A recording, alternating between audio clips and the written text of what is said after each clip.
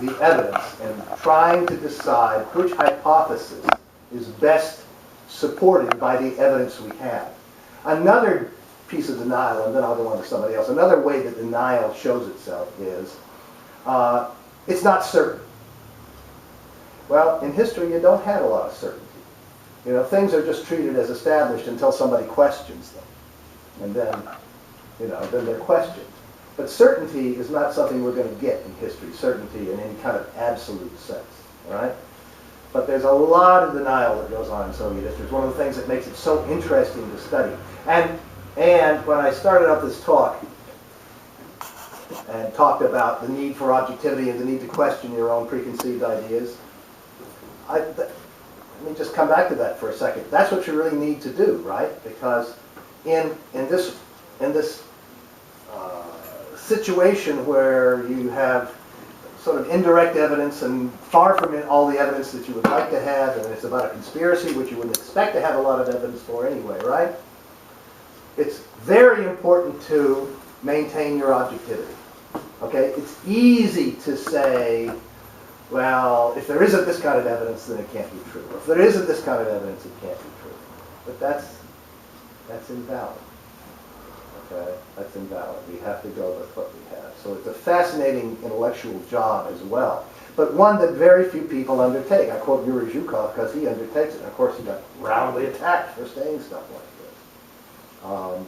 Anyway, I hope I didn't mean to avoid your question, but I don't want to go on forever either. So let me get to somebody else. Mr. Ewing? Thank you so much. You know, I'd like to ask you about recent... About what? I'd like to ask about recent scholarship, Soviet Union, and some books that came out recently. Yeah. I also want to, at the end, follow up with another question, which I think is pretty important. Okay, so first, you know, there's a new book about Chambers and Hiss.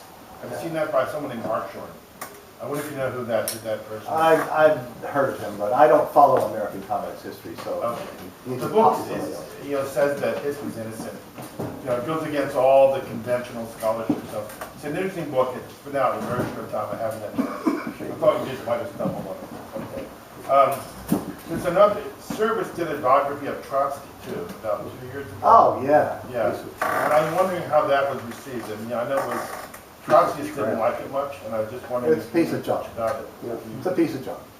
Okay. It's junk. But all the biographies of Trotsky are junk, including Gorky. All right. And then, you know, in the book Stalin's Wars, yes, by Jeffrey Roberts. That book. He says that, you know, one of the really remarkable findings of the book is that World War II ended, the Japanese surrender ended. Japanese surrendered because of the Soviet intervention in the war, not because of the American bombing. And I wonder if you know if that's the atomic bombing by the Americans. I wonder if you know that if that's been conventionally accepted by mainstream historians. Just have an opinion. The short answer is no, I don't know. Okay. I haven't researched. That's why you dropped the bombs. Because Let me get to Erythros question. I think this deserves a follow-up. The leaders of the Soviet state, the revolutionary leaders of the state and the party, collectively were pretty much tried and executed during the Moscow trials, the top leadership. And you know, people were charged with collaborating with Japanese intelligence services, the British intelligence service, the German intelligence service, and people were actually executed based on those convictions. Why isn't there any documentation in those intelligence service documents that can corroborate any of these charges? Because apparently there isn't any, unless he discovered some. Apparently there isn't any, and that's a remarkable admission of it, that you know the convictions may not be correct, isn't it? We can't find something in the archives of all the other intelligence services that can link Zinoviev or somebody, or Trotsky or somebody, to the Japanese intelligence service. Doesn't it cast doubt on the validity of the convictions? Because intelligence services, one thing they do well is they keep very good records. And we ought to be able to find the interviews or the contacts or the intercepts or something from one of these. So I think it's a problem for defenders of the Moscow trials that there isn't any such. any such documentation? When one would think that must be. Well, is that your question? Yeah. Well, in a way, I just responded to it, okay? I don't really want to repeat. Lack of evidence isn't evidence of lack. It's not that there's no evidence, okay? But there isn't a lot, okay? We'd like to have lots more. I don't go into, of course, that's the...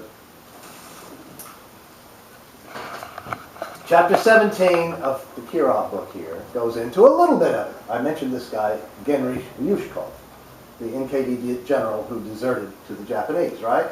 And who told his Japanese handlers that these conspiracies really did exist.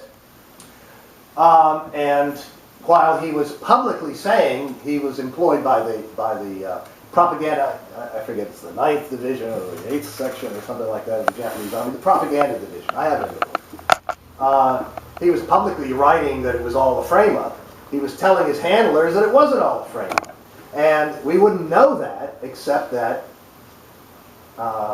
there was this American professor named Alvin Cooks, C-O-O-X, who was a professor out here in the Midwest. Well, this is not the Midwest, but in the Midwest somewhere. Who spent 30 years of his life writing a book about the Khalkhin-Gol War, around all the Japanese-Soviet relations. And he went to a lot of trouble. In fact, he even cites me in one of his footnotes, because I wrote him a letter back in the 1970s and said, I think you got a detail wrong here, because I've been doing this for a while. I think you got a detail, and then when he published these other articles in 1998, 1999, he says, oh yes, and Professor Grover Furr wrote me this letter in 1978, and thanks very much, blah, blah, blah. So that was kind of nice. He was obviously a pretty straightforward guy. If he quoted me, he must be a sterling individual.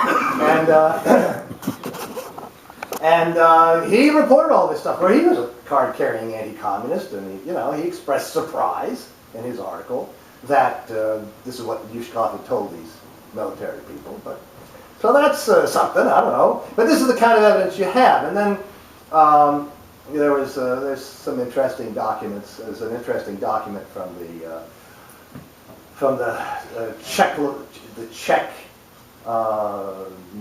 ministry of the 1930s, which I have and which I'm going to publish one of these days. And we have some evidence of this.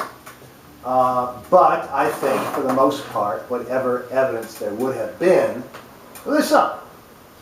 I quote whatever I knew about it in 2009 in that article that I mentioned that I published in 2010, evidence of Leon Trotsky's collaboration with Germans and Japanese. I just wonder what the evidence is. Okay? So I don't think it causes anybody any discomfort. I mean, first of all, historians always want more evidence. There's never enough, And if you want certainty, you're in the wrong field. Okay? I mean, you're not going to get certainty here, whatever certainty means to you. Okay? All we can do is decide on the basis of the evidence we have. And that's what I say in this argument. We have a certain amount of evidence. I've tried to find all of it that's been published or been made available so far. And here it is. And on this basis, let's decide where the bulk of the evidence, where does the preponderance of the evidence lie? I don't think you can do any more than that. And maybe one more thing, and then I'll go on to somebody else. One more thing. When somebody is at a trial, if somebody's accused of a crime and they go to trial and they're declared not guilty, we have to realize it doesn't mean that they're not guilty. We all understand that, right? You're a lawyer, you understand that better than me. It means there wasn't enough evidence to prove that he was guilty. Doesn't mean they didn't do it, right? Maybe they did do it, but we don't have the evidence, okay? So it doesn't mean that they're innocent, okay? When you declare not guilty, it doesn't mean that they're innocent. So even if we didn't have this, let's suppose, by the way, we know that the Trotsky archives were purged. I write about this in that article, and I'm going to write some more. But we know that the Trotsky archives were purged. Art Getty wrote a very good article about it in 1986, and it's true. There's excellent evidence the Trotsky archives were purged of certain things, right? The only reason we know they were purged is because it wasn't a perfect job, right? If it was a perfect job, like a perfect crime, you never find out about it, right? So, but it wasn't a perfect job, so we know they were purged. We don't know what they were purged of. But presumably, they were purged of things that tended to make Trotsky look bad, because it was only Trotsky who had access to the archives. But we really don't know. We do know a few things that were taken out, though, like letters to Radek and Sokolnikov, which, by the way, Radic and Sokolnikov testified about at the January 1937 trial. And Trotsky said, oh, that's ridiculous, that's ridiculous. Well, we know that Trotsky was lying because we have the evidence in the archives that he did write these people. And it was exactly at the time that Radic said that he got a letter from Trotsky. We have the certified mail receipt, and it's exactly at that time. So we know that he was lying about this stuff, okay? But there's a lot of other stuff that was going on that we didn't know. However, let's suppose, see, this is so interesting. Let's suppose to me that the purging job had been more effective. Let's suppose that the goal was to take out everything about this block of rights and Trotskyites, right? They missed a few things, so we know that it existed. Let's suppose they had taken everything out. That would not have meant that there was no block of rights and Trotskyites, right? That would just have meant that there was no evidence in the Trotsky archives of that block, okay? So many, many people would then continue to believe, as they had up to 1980, they would continue to believe that there was no such a block, that this was a fabrication of Stalin and his minions, you know? And it was a fabrication, right? Which they can't believe, they can't accept now because it's in the Trotsky archives, right? But if it had been purged successfully, all of it, right? Many people would just laugh off the idea that there could have been a block of rights in Trotsky. But there was. So the fact that there would not have been any evidence, but that wouldn't have changed the fact that the block existed, right? So that's what's meant by absence of evidence isn't evidence of absence, right? Yeah, a lack of evidence isn't evidence of lack. That's what they mean. Okay? So that applies to the business of the German archives too. Although, as I said, there is one or two little things. This gentleman hasn't asked a question yet. Well, I would think that Trotsky's work in the 30s was an effort to understand what is happening to Marxism. That after the destruction of the German working class, he didn't immediately call for the Fourth International. He waited to see if the Stalinists could begin to talk about it, begin to give a Marxist account. And similarly with the Kirov assassination. Yes. His orientation is to try to connect this with the ongoing destruction of Marxist thought. There is not the slightest effort on the part of the Stalinists to give a Marxist account of these blocks. They're totally incompatible with everything Trotsky writes about the way to proceed. Yes. It would have nothing to do with the Zinavyevs and Kamenevs. They have totally discredited themselves. That's what he said. Discredited the right bloc. To block with them on what issue? To do what? There would be nothing. So his entire orientation, and he's working furiously. I don't know. He would have no time for a conspiracy in any case. But after all, conspiracy, well, as Bukharin put it, after all, confession is a medieval principle of jurisprudence. So you're reduced to bald assertions. That's what we face here. And without these confessions, you have nothing. We have no piece of paper. Trotsky, of course, is facing in the 30s the need not to expose anybody in Russia to the GPU. So, of course, he would have to prevaricate if there were ties that he had, but he could hardly be using them to build some sort of political movement. His total orientation is that Stalin, so far from being a demonic genius, is the expression of this Vysotsky, jumped up people who, as Stalin himself put it, it's the middle cadre that decide everything. To those who wanted to ascribe genius to him, no. That's not a Marxist explanation. It's the middle cadre. That is, the careerists that he could bring up and base a whole kind of revolving door that chewed itself up, but nevertheless maintained a kind of bureaucratic stability. With the Khrushchevs, there's no point in bringing Katyn and I would think that Greville's diary, where he says to himself, Here, this is something that the apologists for Stalin will never be able to get away from. Yeah. So, Goebbels just lied to himself in his diary. He's totally convinced that, but of course, a great famous liar, but insists on accuracy of information coming to him, so he can process it for the Völkische Verwaltung. But in the case of the famines of 32, 33, Khrushchev saw the cannibalism, but nobody blamed that was an intentional policy. That's over the top, and that's to be kept in the framework and pigeonhole of anti-communist propaganda. But to look at the Kirov assassination as simply well, you have to avoid conspiracism, as acting as if a conspiracy automatically gained power for itself by being a conspiracy. No, conspiracies are weak, but you could get rid of a Beria, you could get rid of an Emperor Domitian, you could get rid of individuals through conspiracy. But Trotsky is very explicit that this kind of adventurism is alien to Marxism. And as long as you're talking about it, you're not in the framework of Marxist analysis. Okay. Can I respond briefly? Can I respond, sir? I happen to have the floor. Okay, very good. Thank you. Okay, no, I just want to. I found that not many people read the writings of Pierre Boulez, and who is a famous Trotsky scholar of the day, and I find that that's true of a lot of Trotskyists too. It is no question, if you read Pierre Boulez's remarks, that Trotsky was lying in the Bulletin of the Opposition. You've summarized, as far as I recall it, you've summarized pretty accurately what Trotsky wrote about Zinoviev and Kamenev and others, and the idea of using terrorism and so forth and so on.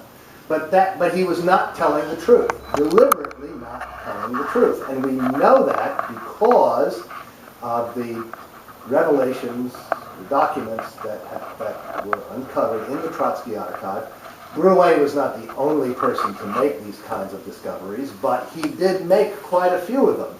And he cannot ever be accused of being pro-Stalin or anti-Trotsky. He was very, very loyal to Trotsky and devoted his life to doing research on Trotsky, and to him, Trotsky was a great revolutionary. So I think it's way, way past time, 30 years past time, for everybody, Trotskyists and everybody else, to be taking seriously what Trotsky wrote about the Moscow trials. We know it was deliberately false. We've known that since 1980 at least. We know that he had a block in Zinoviev and Kamenev, and we know that the block endured. And in fact, when the first Moscow trial came along, there are some other revelations that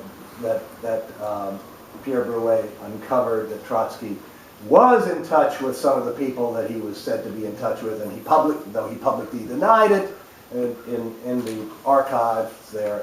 And by the way, in the archives, not only the Harvard archive, but there's a big Trotsky archive over here at the Hoover Institution. It's part of the Nikolaevsky collection.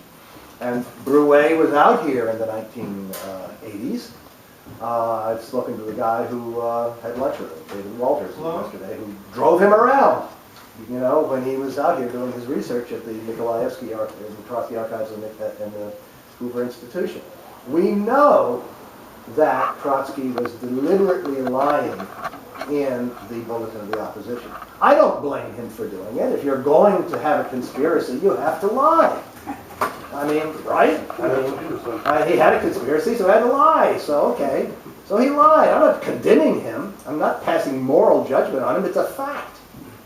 And Boulez is pretty good about that. Moreover, he's discovered a number of other things about Trotsky. He discovered some stuff about Leon Sedov. Sedov tried to recruit people to go into the Soviet Union as terrorists and kill Stalin. These documents have been out for a long time. Volkogonov I know, he's not my favorite guy either. But that's not the issue.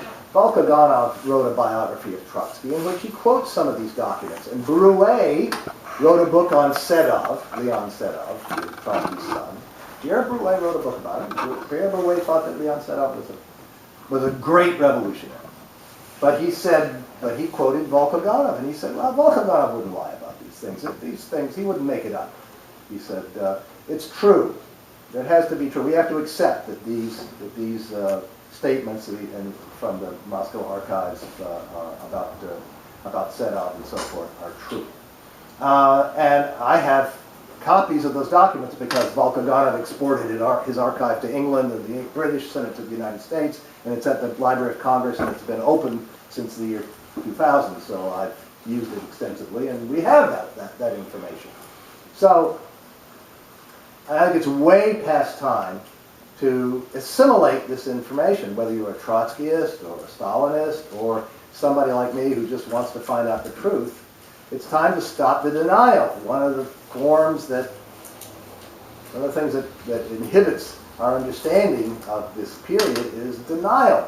People not wanting to change their long-held convictions or beliefs or impressions or whatever about various things. We know that Trotsky was, I'm not saying that Stalin never lied to anybody about anything, you know. I'm not saying any of that, but we know that Trotsky was lying in the Bulletin of the Opposition. There's just, Pierre Brouet knew about it, and so why kid ourselves anymore? What do we gain by that? History is really, the history of this whole period is really very, very interesting, much more interesting than it's been made during the period of the Cold War and so forth and so on. Anyway, yes, ma'am. Let's see. Why was there within the ranks opposition to the struggle for communism? You very well said, anti-communism. What are they doing there then with the appearance of supposedly supporting the struggle? Are they making a principled opposition, or are they just power mongering to get a position for today and don't care about tomorrow? Why the opposition? You're talking about during the 1930s, I hope. I am not talking about anything in particular. I'm talking about the whole idea. I've been told by some people I highly admire about all these notions that Stalin did not do the things that he's reputed to, and I supported your idea of Stalin, of Khrushchev lied and so forth, and I haven't done the research, so I can't reflect back. I want to tell you one place I found out, my dog takes me for walks at the dump, and so one of the residents at the dump, and I register people for Peace and Freedom Party out there, so one of the people I know out there was walking along with me one day, and he says, he couldn't have done all of those killings. And he started counting it off by second. He'd have had to kill so many people per second, or so this and that, And he said, by the numbers, it just doesn't work. So among the many people that I've heard with whom I agree, because it doesn't make sense in a lot of ways, I definitely am not talking badly about Stalin, and I definitely work for the struggle for communism, socialism. So what was the motive for opposing this struggle that was so hard won to begin with? Well, I mean, I don't know if I can answer the question. I think it's best to assume from the outset that all of these people, I admit this is an assumption, but I think it's best to proceed upon the assumption until otherwise proven, that all of these people, oppositionists and as well as the Stalin and company who ended up in the leadership of the Soviet Union, were all honest by their own lights. They all had somewhat different and strongly held views about how to achieve communism, and there were sharp disagreements. And I don't think it's helpful in our pursuit of the truth to make psychological assumptions like this guy was a creep or this guy was dishonest. I do think that I think I can prove that lies were told from time to time. I've mentioned some of that stuff. But I think it's important to try to understand what the differences were. And then what the problems were, right? I mean, because they were serious differences, because they were very serious challenges. And I think that's important, right?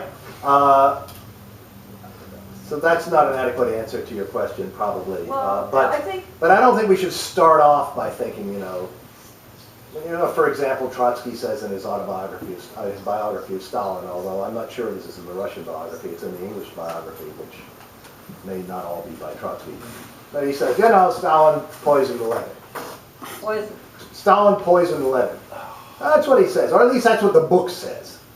And then I have some friends who are Trotskyists who are experts on Trotsky and say, well, Trotsky didn't really write that part of the biography. Some American editor wrote it in the 1960s. Well, I don't know.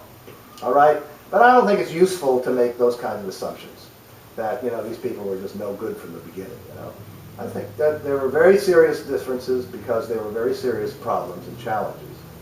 But I also am not particularly, for the purposes of doing research and discovering what really happened, the truth about what really happened, I'm not really concerned about such assumptions. I'm really concerned about identifying the evidence, gathering the evidence, studying the evidence, and drawing conclusions based upon the evidence, using the usual bourgeois methods of historiography, I guess, right? Nothing specifically Marxist that I have to add to all of this, whatever that might be, except maybe just to talk about class struggle and things. I suppose that you don't talk about that unless you're a Marxist of some kind. But in any case, you know what I'm saying. Okay. It's similar in many ways to somebody solving a historical problem about any other period of history. If you wanted to solve something about, right now I'm preparing a class because I'm a medievalist, and interest in medieval literature has never been all that great, and it seems to be on the wane right now for whatever reason. So I'm developing a course on the Arthurian romances. Okay, because maybe some students will be interested in that. And so I'm investigating the question of the historical King Arthur. Well, I mean, what do? You try to identify the evidence, and you try to put it together, and and there's a lot of doubt. Everything's not so clear as you would like it to be. That was the guy. It's not so clear, but it's not, at the same time, it's not all completely in a fog. We can tell certain things. The evidence permits of some conclusions, does not permit of some other conclusions. And that's what you do, that's what you do. So that's what you do with any historical event, any historical question, and that's what I do here. And I think that any objective person reading my book or the previous book or my articles will say, well, that's what he tried to do. And the fact that I may have contradicted your or somebody else's preconceived ideas is really neither here nor there. I mean, what's that got to do with the price of beans, right? What's that got to do with whether it's true or not, right? With whether it's true or not. The truth has to be decided upon the evidence. That's what makes it so interesting. This gentleman hasn't asked a question, and then I'm going to come to you, because you also haven't asked a question yet, sir. Reading Khrushchev Lies, the greatest doubt I had, or question I had, was somebody mentioned it in passing today, forced confession. I mean, the question of how reliable are confessions that might have been forced. I know, for example, Japanese police have been accused of sleep deprivation as a technique to extort confessions from leftists or alleged, etc. In other words, how would you answer the question of doubts regarding possible forced confession? Sure. Well, let's take a step back. I mean, any document can be forged, and there are some very interesting forgeries in the case of forced. I hear you, but I'm going to answer your question. Oh. We don't have the tape recordings or whatever. We have the transcripts. That's a document. Any document can be forged. All right? One of the complaints that was made about the first Moscow trial, or it wasn't made by Trotsky, who was honest enough to say they did. The prosecution did submit